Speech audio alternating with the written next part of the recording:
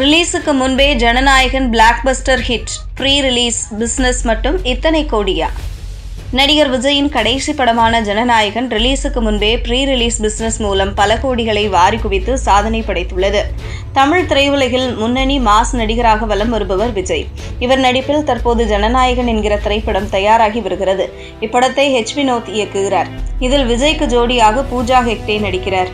மேலும் Bobby Deol, Prakash Raj, Priyamani, Gautham Menon, Mamitha Baiju, DJ Arunachalam என மிகப்பெரிய நட்சத்திர படையே நடித்துள்ள இப்படத்திற்கு அனிருத் இசையமைக்கிறார். இப்படத்தை KVN புரொடக்ஷன்ஸ் நிறுவனம் மிகப்பெரிய பொருட்செலவில் தயாரித்து வருகிறது. இப்படம் வருகிற 2026ஆம் ஆண்டு ஜனவரி 9ஆம் தேதி ரிலீஸ் ஆக உள்ளது. இதுதான் நடிகர் விஜயின் கடைசி படமாகும். ஜனநாயகன் படத்தில் நடித்து முடித்த பின்னர் சினிமாவை விட்டு விலக உள்ளதாக அறிவித்துள்ள விஜய் முழு நேர அரசியலில் ஈடுபட உள்ளார். இதற்காக தமிழக வெற்றிக் கழகம் என்கிற அரசியல் கட்சியை தொடங்கியுள்ள விஜய் வருகிற 2026ஆம் ஆண்டு அக்கட்சி சார்பில் முதல்வர் வேட்பாளராக களமிறங்க உள்ளார். தற்போது அரசியல் பணிகளில் ஈடுபட்டுள்ள விஜய் வருகிற ஆகஸ்ட் மாதம் முதல் தமிழ்நாடு முழுவதும் சுற்றுப்பயணம் மேற்கொள்ள திட்டமிட்டுள்ளார். முதற்கட்டமாக 100 ஊர்களுக்கு செல்ல உள்ள அவர் தன்னுடைய பயணத்தை தஞ்சாவூரில் இருந்து தொடங்க திட்டமிட்டிருக்கிறாராம்.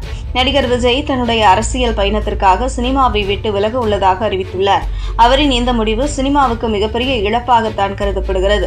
ஏனெனில் தற்போதைய சூழலில் தமிழ் சினிமாவில் அதிக வருவாய் ஈட்டி தரும் ஹீரோ என்றால் அது விஜய் தான். அவர் படம் சுமாராக இருந்தாலும் அதற்கு குறைந்தது பாக்ஸ் ஆபீஸில் 200 கோடி ரூபாய் வசூல் கிடைத்துவிடும். அதனால் அவரை நம்பி பல கோடிகளை கொட்ட தயாரிப்பாளர் வரிசையில் நின்றாலும் விஜயின் முடிவு பலருக்கும் பேரதிர்ச்சியாகவே உள்ளது. அது மட்டுமின்றி தன்னுடைய கெரியரின் உச்சத்தில் இருக்கும் விஜய் தமிழ் சினிமா மட்டுமின்றி இந்தியாவிலேயே அதிக சம்பளம் வாங்கும் நடிகராக திகழ்ந்து வருகிறார். அவருடைய கடைசி படத்திற்காக அவருக்கு 275 கோடி ரூபாய் சம்பளமாக வழங்கப்பட்டிருக்கிறது. இதுவரை எந்த ஒரு இந்திய நடிகரும் இவ்வளவு பெரிய தொகையை சம்பளமாக வாங்கியதில்லை. ரஜினி, ஷாருக் கான், அமீர் கான் போன்ற நடிகர்கள் எல்லாம் லாபத்தில் பங்கு கேட்பார்கள். ஆனால் தனக்கு அதில் 1% கூட வேண்டாம் என கூறி 275 கோடி சம்பளம் பெற்றிருக்கிறாராம் விஜய். ஜனநாயகன் விஜயின் கடைசி படம் என்பதால் அப்படத்திற்கு பேன் இந்திய அளவில் மிகப்பெரிய எதிர்பார்ப்பு இருந்து வருகிறது. அது படத்தின் ப்ரீ ரிலீஸ் பிசினஸிலும் எதிரொலிக்கிறது.